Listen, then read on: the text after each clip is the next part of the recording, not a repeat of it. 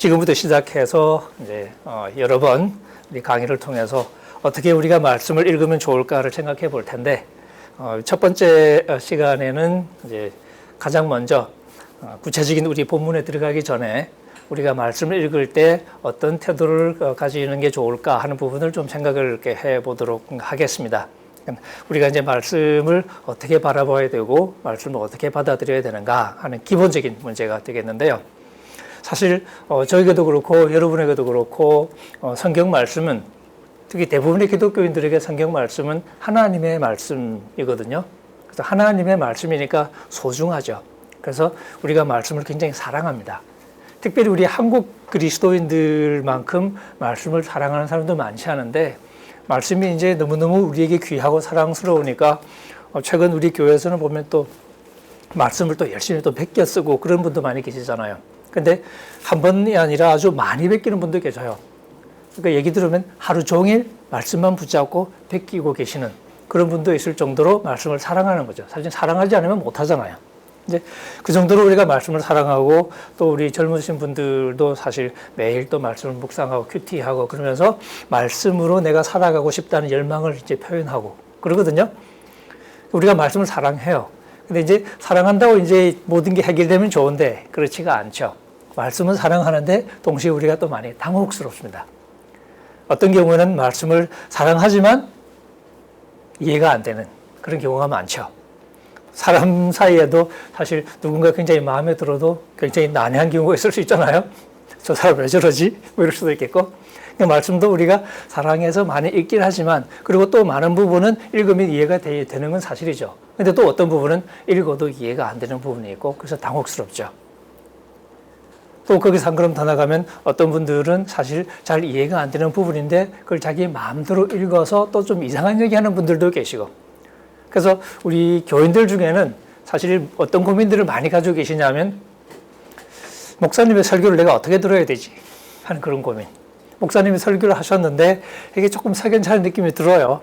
거기서 이제 고민하는 거죠. 하나님의 말씀을 선포한다고 하신 거긴 하지만 사실 내가 듣기에는 좀 아닌 것 같고, 내가 성경 읽는 거하고 좀 다른 것 같은데 이걸 어떻게 해야 되지? 한편으로는 목사님이 하시는 말씀, 선포하시는 거니까 무시하기도 쉽지 않고, 하지만 뭔가 또 납득은 안 되고, 그래서 고민하는 분들이 많습니다. 종종 이 목사님이 선포하는 이 말씀은 하나님의 말씀인가 아닌가, 뭐 그런 논란을 이렇게 그런 논란이 생기기도 하죠. 저도 이렇게 학생들에게 한번 이렇게 물어보기도 하고 그러는데, 우리 목사님 학생들을 가르칠 때하고 그냥 목사님 아닌 학생들을 가르칠 때하고 답이 많이 달라요. 그러니까 우리 목사님들 학생들은 거의 한 80~90%가 하나님의 말씀이라고 손을 드셔요. 근데 우리 이제 평선도인 학생들을 대상으로 물으면 한 절반 들까 말까? 그 정도 되는 것 같아요. 물론 이제 그룹 따라 다른데. 근데 이제 그 손드는 분들도 얘기를 한 번 더 시켜보면 하나님의 말씀이 돼야죠 라는 원론적인 얘기를 하셔요. 그러니까 실제로 하나님의 말씀으로 선포된다는 신념은 없는 것 같아요. 그러니까 석연찮다는 거죠. 근데 이 석연찮은 게 목사님의 설교만 두고 하는 게 아니라 내가 성경 보는 것 자체가 그렇죠. 어떤 부분은 납득이 잘 안 되고, 어떤 부분은 이해가 안 되고, 어떤 부분은 그냥 무슨 말인지 전혀 모르죠. 예언서처럼 문맥이 없는 말씀을 읽을 때는 이게 도대체 무슨 얘기인지 감을 못 잡고 넘어갈 때도 많고요. 그래서 우리가 성경을 어떻게 읽어야 될까 하는 그런 고민을 늘 가지고 있습니다. 이런 고민이 사실 심각한 게, 다른 것과 비교해 보면요, 제가 예전에 어떤 글에서 그렇게 얘기한 적이 있는데, 20년 낚시를 다닌 사람하고 20년 교회를 다닌 사람하고 차이가 뭐냐. 결국 20년 동안 일주일에 한 번 낚시하러 가고, 꼭 계단실 필요는 없지만, 그 다음에 일주일에 한 번씩 그룹으로 모여서 같이 이제 동호회처럼 낚시 책 읽고 낚시 얘기하고, 그리고 이제 우리 교회 가듯이 그런 식으로 모여서 얘기하고, 그 다음에 이제 늘 이제 낚시책을 펴고 낚시책을 공부를 하는 거예요. 그룹으로 공부하기도 하고, 혹은 또 이제 누군가가 또 이렇게 썰을 풀기도 하고, 교회에서 이렇게 성경책 가지고 하는 것처럼 그렇게 20년을 살았다고 쳐봅시다. 그러면 낚시에 대해서 우리가 흔히 말하는 고수가 되겠죠. 그래서 누가 옆에서 낚시 그러면 굉장히 가소롭게 생각을 할 거예요. 근데 우리가 성경책을 20년 동안 그렇게 읽었단 말이죠. 근데 그렇게 읽고 나서 우리는 어떠냐. 여전히 무슨 질문 던지면 자신이 없어요. 제가 이렇게 한 장로님께 질문을, 아주 기본적인 질문을 드렸는데 이 장로님이 우물쭈물 하시는 거니까. 그리고 하시는 말씀이 목사님한테 한번 여쭤봐야 되겠네요. 그러시는 거니까. 그분이 20년 동안 그렇게 말씀을 많이 읽었는데, 그리고 공부를 못 하신 분이 아니라 꽤 공부를 하신 분인데 성경책 놓고서는 그렇게 대답하시면 이게 우리가 잘한 걸까요? 못한 걸까요? 말씀 앞에서는 원래 겸손한 게 좋은 거니까 그게 좋은 걸까요? 아니면 그렇게 오랜 세월 동안 신앙생활을 하면서도 말씀을 제대로 읽는 법을 습득하지 못한 총체적인 난국인 걸까요? 사실 좋다고 말할 수는 없겠죠. 가톨릭과는 조금 다르게 이제 개신교는 개별적으로, 그죠? 그리스도인이 각각 말씀을 읽고 또 자기의 신앙 양심에 따라서 말씀을 이해하고 판단할 수 있다고 생각을 많이 하는데, 그렇다면 사실 우리가 성공한 건 아니죠. 그런 어려움이 있습니다. 그래서 우리가 이제 강의 시작하면서 우리가 말씀을 어떻게 읽어야 할 것인가 하는 문제가 사실은 굉장히 실제적인 문제다 하는 걸 한번 좀 이렇게 확인을 이렇게 하고요. 구체적인 얘기를 하기 전에 먼저 우리가 말씀 읽을 때 조금 이제 피해야 될 것에 대한 어떤 태도를 피해야 되겠냐, 그 얘기를 잠깐 해보려고 합니다. 사실 우리가 말씀을 대할 때 일단 말씀이 우리 앞에 있지만 일단 우리가 말씀 읽는 거죠. 그래서 우리 스스로에 대해서 우리가 어떤 존재인가 하는 얘기를 잠깐 할 필요가 있을 것 같아요. 우리는 아주 그냥 순수한 마음으로 그냥 앉아서 우리 앞에 있는 무언가가 우리에게 선명하게 제시만 되면 우리가 그걸 이렇게 담뿍 받아 먹고 그리고 그게 은혜 받고 그런 존재가 아니라는 거죠. 말씀 앞에서는 우리는 이미 우리 속에 어젠다가 있습니다. 우리의 생각이 있고 우리의 욕망이 있고 우리의 입장이 있고, 그러니까 말씀 앞에서는 우리 자체가 복잡해요. 그러니까 단순하게 말씀과 순진하게 대화를 나누는 게 아니라 어린애처럼 거의 정치가가 다른 정치가를 대하는 것처럼 우리가 그렇게 말씀 앞에 설 때가 많다는 거죠. 그 부분을 우리가 생각하지 않으면 사실 말씀 읽기가 조금 진전되기 어렵다는 생각이 많이 듭니다. 우리가 성경에서 가장 먼저 배우는 것 중에 하나가 인간은 죄인이 되는 거죠. 죄인이라는 말은 이기적이라는 뜻이거든요. 자기중심적이에요. 그래서 우리가 인간은 살아가면서 가장 많이 경험하는 것 중에 하나가 사람은 참 자기중심적이구나, 이기적이구나 하는 거죠. 어떤 때는 꽤 점잖아 보이지만 어떤 때는 그 이기성이 적나라하게 보일 때가 있습니다. 제가 어디 기사를 보니까 어떤 무슨 카페 같은 건가? 그게 원래 뭐 어린애들을 이렇게 그 염두에 둔 그런 카페로 시작했다가 나중에 어린이 출입 금지를 했다고. 그런 얘기를 제가 봤는데, 그게 뭐냐면 이제 애를 데리고 엄마들이 오잖아요. 애들 데리고 와서 엄마들이 오는데 이 엄마들이 자기 애와 관련해서는 그렇게 이기적일 수가 없다는 거니까.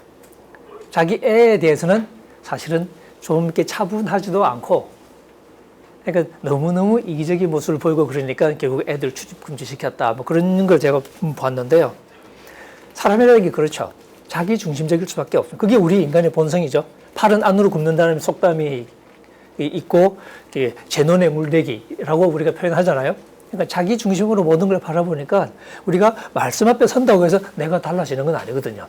말씀 앞에 서는 순간 우리가 갑자기 착해진다거나 그렇지 않습니다.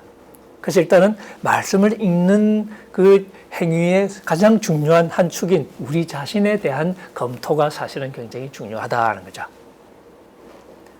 여러분 이제 살아가면서 다른 사람과 대화를 하실 때 대화가 참 어렵다 하는 경험을 많이 하셨을 거예요. 가장 대표적인 경우가 이제 부모하고 사춘기 자녀하고일 수도 있는데, 그죠? 똑같이 쉬운 한국말을 써요. 그런데 두 사람이 뭐라 그럽니까? 너는 무슨 애가 그렇게 말귀를 못 알아듣냐? 라고 얘기를 하고, 엄마는 내 말을 이해를 못해 라고 얘기를 합니다. 아주 쉬운 한국말인데. 이게 기계적인 문제를 넘어서 기본적으로 사고의 방식 자체가 다른 거죠. 서로가 다른 관점에서 생각하니까 그럴 수밖에 없는 겁니다. 이게 이제 우리가 사실 대화를 어렵게 만드는, 이해를 어렵게 만드는, 입장이 다르면 일단 이해해 주기가 싫어요. 이해를 못한다는 문제보다는 이해하기가 싫은 거예요. 이해하면 질 것 같거든. 그러니까 제 입장을 이해해 주기가 싫어요, 일단. 그러니까 이해가 안 되죠. 근데 이해가 안 되면 소통이 안 되는 거잖아요, 그죠?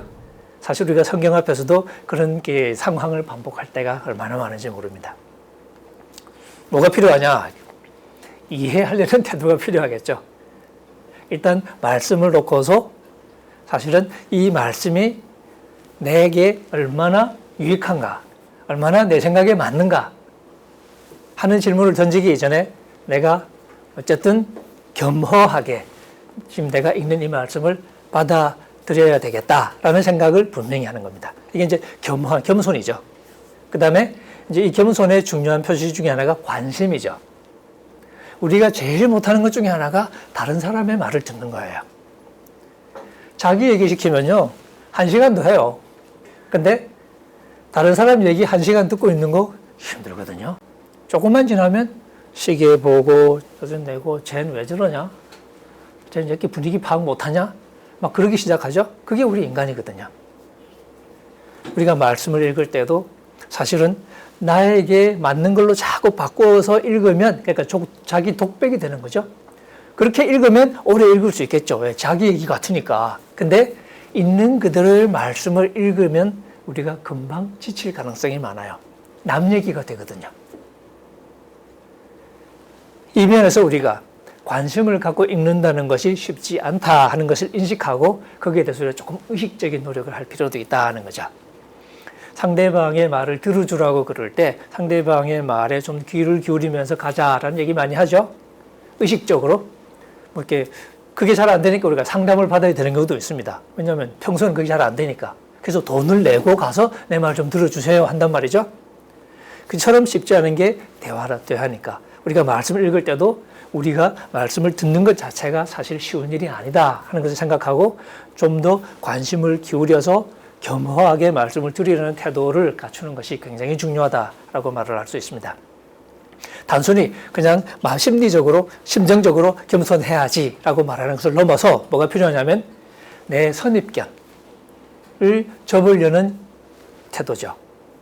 그리고 상대방이 무슨 얘기를 하는지를 그 자체로 들으려고 애를 쓰는 태도가 되겠죠. 내 생각을 접을 수 있는 준비, 이게 참 필요한 것 같습니다. 이 부분에서 우리가 좀 가장 많은 약점을 보인다고 말을 할 수 있고요. 그래서 우리가 첫 번째 말씀을 대할 때 내 생각을 기꺼이 내려놓고 내 선입견을, 만약에 내가 이게 내 선입견이라는 걸 깨닫는 경우에는 기꺼이 그것을 접을 수 있는 태도. 그게 이제 말씀 앞에서의 겸손이라고 말할 수 있겠고, 이런 태도를 우리가 함양하는 것이 말씀을 잘 이해하는 굉장히 중요한 열쇠 중에 하나다라고 말할 수 있고요. 물론 사실 우리가 이게 태도만 가지고 안 되는 부분도 있겠죠. 습득해야 될 방법도 있고요. 우리가 또 공부가 좀 필요한 부분들도 있어요. 우리가 성경을 이렇게 읽고 있지만 사실 이게 원래 우리에게 한글로 주어진 게 아니니까 제대로 하자면 우리가 이렇게 히브리어로 된 구약의 원문이나 혹은 헬라어로 된 신약의 원문을 공부를 해야 될 필요도 있겠고, 물론 모두가 그렇게 하는 건 아니지만 또 그 우리 원문과 번역본의 차이도 우리가 공부를 생각을 해야 될 테고, 그리고 또 특별히 성경이 기록된 시대의 문화와 우리가 살아가는 문화가 너무 다르니까 서로 동상이몽일 수도 있겠죠. 같은 말을 하는 것 같아도 전혀 다르게 받아들여질 수도 있고, 이 문화적인 차이 때문에 많은 오해가 생길 수도 있겠죠. 그런 부분은 사실 우리가 좀 공부를 해야 되는 대목이겠죠. 그냥 좋은 의도만 가지고는 안 됩니다. 그래서 우리가 성경이 기록된 그 시대에 좀 친숙해져야 성경이 생각하는 대로 우리가 생각하는 법을 배우게 되겠죠. 근데 따지고 보면 사실 이런 노력도 조금 전문적으로 보이고 조금 이제 기교적으로 보이긴 하지만 사실 한 걸음 더 나가 생각해 보면 상대방을 제대로 이해하려는 노력을 표현하는 거죠. 그냥 예수님이 한마디 했을 때 그걸 지금 우리 문화 속에서 이해하면 오해가 생기는 거죠. 하지만 그것을 예수님 당시에 1세기 팔레스타인의 문화 속에서 그 이야기를 읽으면 우리가 그 의도를 알아채겠죠. 결국은 우리가 그 문화의 차이를 극복하려고 애를 쓰는 건 뭐냐면 예수님이 그런 말씀을 하셨을 때 그게 원래 무슨 의도였을까, 무슨 뜻이었을까를 이해하고 싶은 거죠. 그 우리가 사람과 대화할 때 혹은 부모가 사춘기 자녀와 대화할 때 제가 지금 무슨 뜻으로 이런 얘기를 하는 걸까 하고 관심을 갖고 귀를 기울이는 것과 사실은 다르지 않습니다. 그러니까 우리가 이렇게 공부해야 될 방법이나 익혀야 될 어떤 기술 같은 것도 따지고 보면 결국은 상대방을 좀 더 잘 이해하기 위한 우리의 기본적인 태도를 구체적으로 표현한 것이다 라고 말을 할 수 있습니다. 그래서 우리는 일단 성경 말씀 읽을 때 성경 말씀은 우리 내 글이 아니잖아요. 그죠? 성경 말씀은 제 일기장이 아닙니다. 내 일기장은 내 마음대로 읽으면 돼요. 근데 성경은 다른 사람의 글이에요. 다른 사람의 글은 내 마음대로 읽으면 안 되죠. 어떻게 해야 되냐? 신중하게 들어야 되겠죠. 그래서 무슨 의도로 그런 얘기를 하는 것일까 하고 질문하면서 그 진위를 알아내기 위해서 우리가 좀 애를 쓸 필요가 있습니다. 또 한 가지 얘기만 또 더 하고 일단 마무리를 해도 좋을 것 같은데요. 우리가 성경을 읽을 때 또 한 가지 생기는 오해가 이 성경이 워낙 우리에게 귀하다 보니까 그리고 우리가 이 성경을 하나님의 말씀이라고 고백하다 보니까 가끔은 우리가 성경을 읽는 것이 아니라 성경을 이용할 때가 있는 것 같아요. 성경을 자연스럽게 글로 읽는 게 아니라 성경책을 우리가 이제 하나님의 말씀이라는 걸 너무 중요시한 나머지 마치 이게 무슨 주문책처럼 하나님이 우리에게 던져준 무슨 마술책처럼 그렇게 다루는 경우도 사실 없지 않더라는 거죠. 그런 부분에서도 우리가 조금 조심할 필요가 있습니다. 이게 한편은 뭐 누가 성경책을 마술책이라고 생각하냐라고 질문할 수도 있지만 종종 우리 특히 이제 젊은 세대에서는 큐티를 많이 하죠. 근데 큐티하는 방식을 가만히 보면 성경을 읽어서 그 나오는 문장 하나하나 이해하고 단락을 이해하고 그래서 그 의미를 충분히 새겨서 그리고 그러면 이 메시지가 지금 오늘 나에게는 어떤 의미가 있을까를 궁리하는 게 아니라 시간이 별로 없어요. 바빠요. 그래서 어떻게 하냐. 한 구절 읽고 나하고 뭔가 맞는 대목 나오면 그것만 뽑아냅니다. 심한 경우에는 단어 하나 잘 만나면 그날 장사 끝이에요. 바로 적용하고 그러고 기분이 좋아져가지고 나가면서 오늘 하나님이 나에게 말씀을 주셨다. 근데 본문에서 무슨 얘기 하는지는 관심이 없어요. 그냥 단어 하나에 꽂힌 거니까. 근데 그 단어 하나에 꽂힌 게 왜 꽂혔냐면 그게 나하고 지금 관계가 있어요. 그렇게 되면 우리가 말씀을 이해한 게 아니고 말씀을 이용하는 거죠. 말씀과 전혀 관계없는 방식으로 말씀을 써먹게 된단 말이죠. 또 우리가 가끔 그런 농담을 하지 않습니까? 뭔가 좀 중요한 문제가 있는데 결정을 해야 돼. 어떻게? 딱 앉아가지고 성경책을 딱 펴니다. 어떻게? 그냥 펴는 거예요. 생각하면 안 돼, 이거는. 그냥 손 딱 잡고 바로 처음 단어를 바로 펼쳐서 눈에 바로 처음 들어오는 구절. 그 구절을 읽어야 돼. 그리고 그 구절이 지금 자기에게 하나님이 하시는 말씀이다. 그런 사람들 없지 않아요? 그게 성경을 읽는 거냐? 그건 아니죠. 그걸 우리가 이제 그건 점치는 거죠. 성경으로 우리가 사실 점을 굉장히 많이 쳐요. 그런데 하나님이 그러라고 주신 건 아니지 않느냐 하는 거죠. 성경은 언어로 주셨습니다. 인간의 언어로 주셨죠. 어떻게? 그러면 읽어야죠. 언어는 읽어서 소통하는 거니까. 이렇게 간단한 얘기지만 사실 우리가 성경을 읽을 때 얼마나 이것을 쉽게 잊어먹는지 몰라요. 언제? 특별히 내 욕심이 있을 때는 이걸 쉽게 잊어먹어요. 그러니까 우리가 그렇죠. 그러니까 하나님의 뜻을 안다고 해도 우리가 받아들이기 싫을 때가 얼마나 많습니까? 그러니까 자꾸 이제 마음속으로 밀어내는 거니까. 그래서 우리가 원하는 말씀이 나올 때까지 우리가 그런 어려움을 가지고 있습니다. 성경은 언어로 되어 있다. 언어는 읽어서 소통하는 것이죠. 이걸 잊어버리면 안 될 것 같고요. 그리고 우리가 하나님의 말씀이지만 이 하나님의 말씀을 하나님은 인간의 언어 속에 담았습니다. 이거 우리가 이제 성육신적인 원리라고 얘기하는데요. 하나님이 인간이 되셨다고 우리가 고백하죠. 나사렛 예수로 오셨습니다. 근데 나사렛 예수를 만나면서 우리가 하나님을 만나는데 나사렛 예수를 무슨 신비한 방식으로 만나는 게 아니거든요. 그냥 이웃집 아저씨처럼 만나요. 길 가다가 만나기도 하고, 그죠? 그렇게 만나서 교제하다 보니까, 지지고 볶다 보니까 나중에는 그러면서 그 한 인간 속에서 하나님을 만나는 거죠. 말씀도 우리가 성경을 무슨 신비한 방식으로 묘하게 읽어서 하나님의 뜻을 깨닫는 게 아니고 사람이 글로 읽어요. 그냥 옆집 친구가 이렇게 써준 글 편지처럼. 그렇게 읽으면서 우리가 그 인간의 글 속에서 하나님의 메시지, 하늘나라의 복음을 우리가 만나는 거죠.